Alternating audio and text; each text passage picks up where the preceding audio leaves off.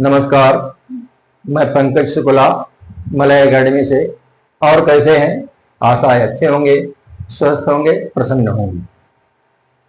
पिछले वीडियो में मैंने आपको ध्वनि के बारे में, वर्ण के बारे में और स्वर वर्णों के बारे में बताया था।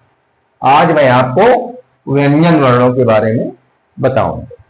ठीक, तो व्यंजन क्या होते हैं? व्यंजनों का उच्चारण स्वरों की सहायता से होता है। ठीक, व्यंजन का उच्चारण स्वर की सहायता से होता है। स्वर स्वतंत्र रूप में रह सकते हैं, लेकिन व्यंजन उच्चारण के लिए स्वरों पर आश्रित होते हैं। ठीक, और व्यंजन के उच्चारण में मुख से निकलने वाली वायु जो होती है वो किसी न किसी रूप में कहीं न कहीं बाधित होती है और प्रत्येक व्यंजन वर्ण में आ की ध्वनि छिपी रहती है। जैसे लिखा है का। ठीक, का, इसका मतलब हुआ का प्लस आ।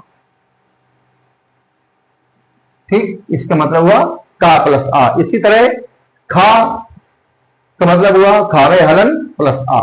तो प्रत्येक व्यंजन वर्ण में आ की ध्वनि छिपी रहती। ठीक, अब आते हैं व्यंजनों के वर्गीकरण में। तो व्यंजनों का वर्गीकरण दो आधार पर किया जा सकता है, एक उच्चारण स्थान के आधार पर और दूसरा प्रयत्न स्थान के आधार पर। ठीक, तो पहला है उच्चारण स्थान के आधार पर। उच्चारण स्थान के आधार पर कैसे होता है? कंठ, कंठ से बोली जाने वाली, अर्थात का वर्ग। का वर्ग मतलब का, खा, गा, घा, अंगा, ये कंठ होते हैं और कंठ से बोले जाते हैं। ठीक, अब आते हैं तालव्य, अर्थात तालु से। तालु से बोले जाने कौन से हैं? चा वर्ग, चा, छा, जा, झा, इया और या और तालव्य सा, ये तालु से बोले जाते हैं। ठीक, मूर्धन्य, मूर्धाधार से बोले जाने वाले टा वर्ग, अर्थात टा, ठा, डा, ढा, आ और मूर्धन्य सा। ठीक, अब आते हैं दंत, दांतों के मूल से बोले जाने वाले ता वर्ग, अर्थात ता, था, दा, धा और ना। ठीक, अब आते हैं वर्ष, दंत मूल से ना, सा, रा और ला। ओष्ठ, दोनों होठों से बोले जाने वाले पा वर्ग। पा वर्ग का मतलब हुआ पा, फा, बा, भा और मा। और दंतोष्ठ, दंतोष्ठ क्या होते हैं? वा और फा। ठीक, और स्वर यंत्री एक होता है काकल्य, इसको कहते हैं का।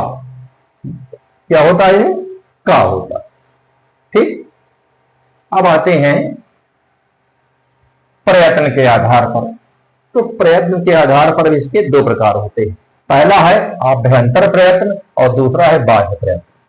आभ्यंतर प्रयत्न में कौन कौन से होते हैं? पहले है स्पर्श व्यंजन। स्पर्श व्यंजन क्या होते हैं?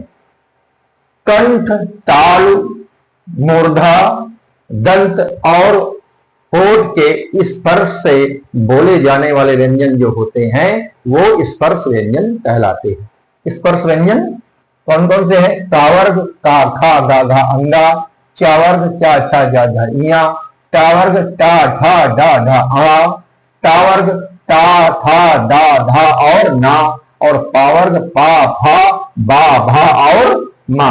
ये व्यंजन इतने जो होते हैं ये स्पर्श व्यंजन कहलाते हैं और इन्हें वर्गीय व्यंजन भी कहते हैं। ठीक, स्पर्श व्यंजन को वर्गीय व्यंजन भी कहते हैं। ठीक, अब आते हैं अंतस्थ व्यंजन। अंतस्थ व्यंजन कौन कौन से हैं? या, रा, ला और वा। ठीक, ये जीभ, तालु, दांत और होठ के परस्पर सटाने से इनका निर्माण होता है, इनका उच्चारण होता है। ठीक, जीभ, तालु, दांत और होठ के परस्पर सटाने से इनका उच्चारण होता है, लेकिन कहीं पूर्ण रूप से स्पर्श नहीं होता, इसलिए इन्हें अंतस्थ व्यंजन कहा जाता है। ठीक, अब आते हैं ये कौन कौन से, या, रा, ला और वा। ठीक, अब आते हैं ऊष्म व्यंजन में। ऊष्म व्यंजन क्या होते हैं? इनका उच्चारण घर्षण या रगड़ के द्वारा कहीं न कहीं होता है और उससे निकलने वाली ऊष्म वायु के द्वारा होता है। घर्षण और रगड़ से निकलने वाली ऊष्म वायु के द्वारा इनका उच्चारण होता है, इसलिए इन्हें ऊष्म व्यंजन कहते हैं। ये कौन कौन से होते हैं?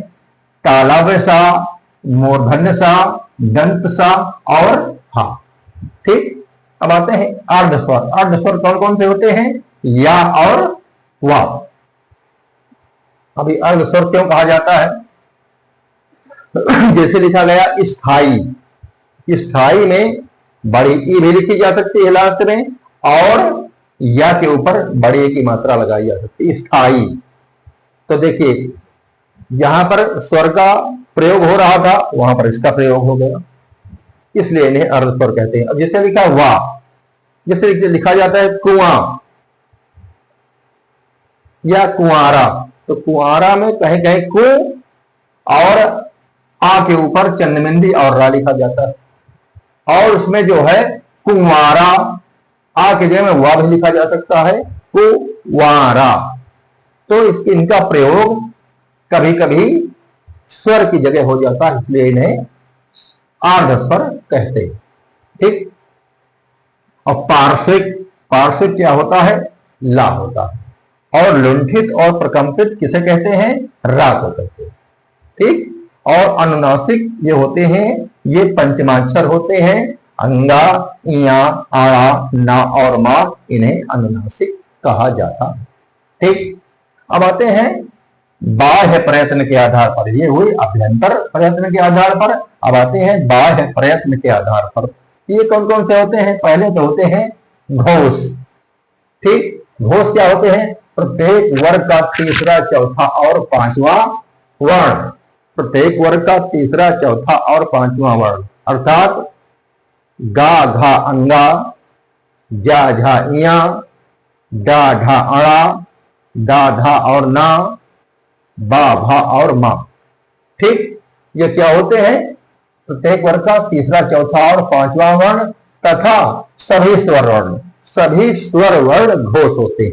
ठीक, और या, रा, ला, वा और हा, प्रत्येक वर्ग का तीसरा, चौथा और पांचवा वर्ण, सभी स्वर वर्ण, और या, रा, ला, वा और हा ये घोष होते हैं। घोष क्या होते हैं? जिनमें स्वर यंत्रियां थोड़ा झंकृत होती हैं, उन्हें घोष कहते हैं। ठीक, अब आते हैं अघोष में। अघोष में प्रत्येक वर्ग का पहला और दूसरा वर्ण, सा, सा और सा। ठीक, प्रत्येक वर्ग का पहला और दूसरा वर्ण, का, खा, चा, छा, टा, ठा, टा, ठा, पा, फा, ये क्या होते हैं? अघोष होते हैं। और सा, सा और सा, तालव्य सा, मूर्धन्य सा और दंत सा, ये भी अघोष के अंतर्गत आते हैं। ठीक, मैं प्रत्येक वर्ग का कह रहा हूं, तो देखिए वर्ग ये बने हैं। ठीक, इन्हें वर्गीय व्यंजन कहते हैं और इन्हीं से वर्ग का निर्धारण होता है। इन्हीं के लिए प्रत्येक वर्ग कहा जाता है। ठीक है, अब आते हैं अल्प प्राण। अल्प प्राण क्या होते हैं? जिनके बोलने में वायु थोड़ा कम निकलती, उन्हें अल्प प्राण कहते हैं। ये क्या होते हैं? प्रत्येक वर्ग का पहला, तीसरा और पांचवा वर्ण, या, रा, ला और वा। प्रत्येक वर्ग का पहला, तीसरा और पांचवा वर्ण। पहला क्या हुआ? जैसे का, तीसरा क्या हुआ? गा और अंगा, चा, जा और इया, टा, डा और आ, ता, दा और ना, पा, बा और मा। ये क्या हुए? ये हुए जो है अल्प प्राण। और या, रा, ला और वा ये भी अल्प प्राण होते हैं। ठीक, अब आते हैं महाप्राण में। तो प्रत्येक महाप्राण के उच्चारण में मुख से वायु कुछ ज्यादा मात्रा में निकलती, अल्प प्राण में थोड़ा कम निकलती है और महाप्राण में थोड़ी सी ज्यादा वायु निकलती। तो प्रत्येक वर्ग का दूसरा और चौथा वर्ण सा सा सा और हा ये महाप्राण होते हैं। ठीक, दूसरा और चौथा क्या हुआ? खा और घा, इसी तरह छा अच्छा जा और झा, ये प्रत्येक वर्ग का दूसरा और चौथा वर्ण, इन वर्गों का जो भी दूसरा और चौथा वर्ण होता है उन्हें महाप्राण कहा जाता है। और सा सा सा और हा, तीनों सा और हा ये भी महाप्राण के अंतर्गत आते हैं। ठीक, आज के लिए इतना ही, अगली बार फिर आपको बताऊंगा।